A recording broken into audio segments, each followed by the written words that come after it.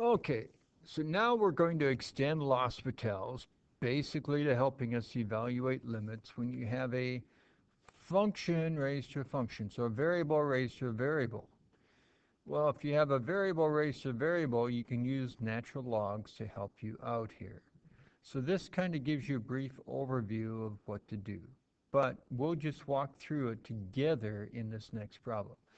Here we have a variable raised to a variable. If you go ahead and try to plug in 0, you get cosine of 0, which you know is 1. Plug in 0 here, you get 1 over 0, which you know is infinity. So you get 1 raised to the infinity, which is an indeterminate form. So for the most part, we're going to just look at this part right here and start out with that. And we're going to let y equal that. Then we're going to go ahead and use logs and then put our limit on to help us out. So I'm going to take the natural log of both sides of my equation. So natural log of the left side, natural log of the right side. Well, you'll notice on the right side, we now have an exponent after a log. Well, you know, if you have an exponent after a log, you can move that exponent in front of your log. And why are we not moving? There we go. Exponent down in front of my log, still with my log there. Well, we know that we're trying to do our limit. So we can take the limit of the left side. Well, if I do the limit of the left side, I got to do the limit of the right-hand side too.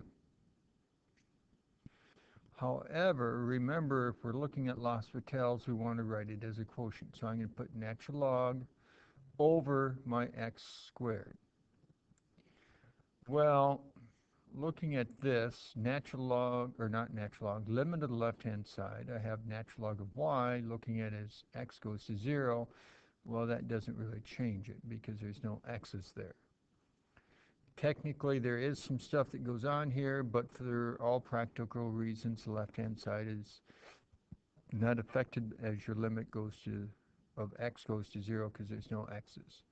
Right-hand side, you plug in 0 on the top, you get the natural log of cosine of 0, which is 1. Natural log of 1, you should remember, is 0, over a 0 on the bottom. It's an indeterminate form, so we can use L'Hopital's on the right-hand side.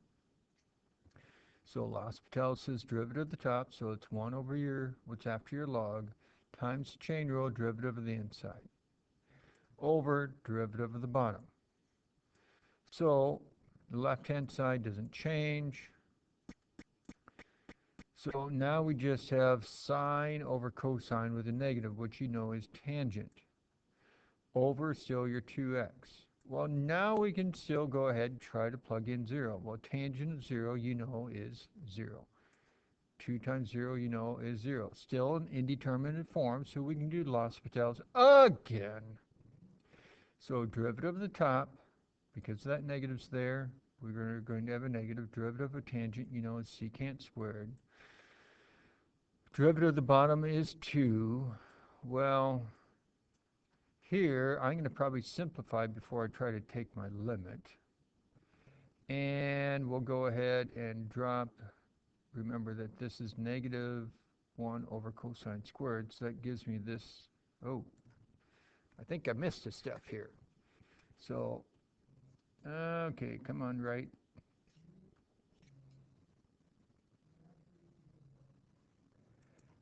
Well, technology issues, I can't seem to write on my screen. But remember that this would then be a negative 1 over a 2 cosine squared. Plug in 0, you get negative 1 over 2 times cosine of 0, which is 1. Square that is 1. 2 times 1 is just 2 on the bottom with that negative 1 on the top. So you can still work that out. Now, you have the natural log of y is equal to negative 1/2. Remember that this is log base e. So we can go from our logarithmic expression to our exponential expression. So you basically take your e, swing it over, hits that 1/2 up as an exponent. And so we end up getting e to the negative 1/2. So here, our last problem, which you guys should be excited about, last problem of the lesson, last problem for notes for the whole course. Cool! Okay, so plug in 0, you get 0 here. Plug in tangent of 0 is 0, you get 0 to the 0. So you start out, because it's an indeterminate form and a variable raised to a variable, taking a natural log, or setting this equal to y. Then you take the natural log of both sides. Then we have an exponent after a log, so you can put that tangent down in front. And you know, when you're dealing with L'Hopital's, you need to have a quotient. So instead of multiplying by tangent, we can divide by its reciprocal. Remember, the reciprocal of tangent is cotangent. And we were trying to do the limit of this, so we're going to take the limit of each side. So limit of the left side, limit of the right side. Now we want to make sure it's still going to be L'Hopital's in an indeterminate form before we use L'Hopital's. So you plug in 0.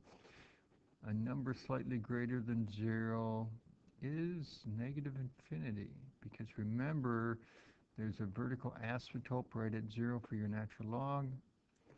Plug in 0 here. Oh, you've got to remember your cotangent graph.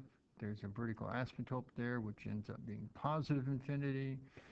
So you get infinity over infinity, which is an indeterminate form. So we'll do the limit of the left-hand side. Well, you're doing the limit as x approaches 0 of a function of y, so it doesn't change it because you have x doesn't affect y.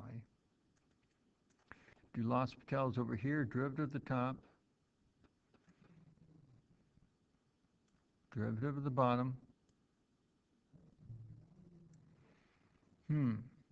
Well, now we could probably simplify this a little bit. Because remember, this is 1 over x. Instead of dividing by this, you multiply by the reciprocal, and the reciprocal of that is sine squared. So that's why it goes up on top. And I dropped a negative here.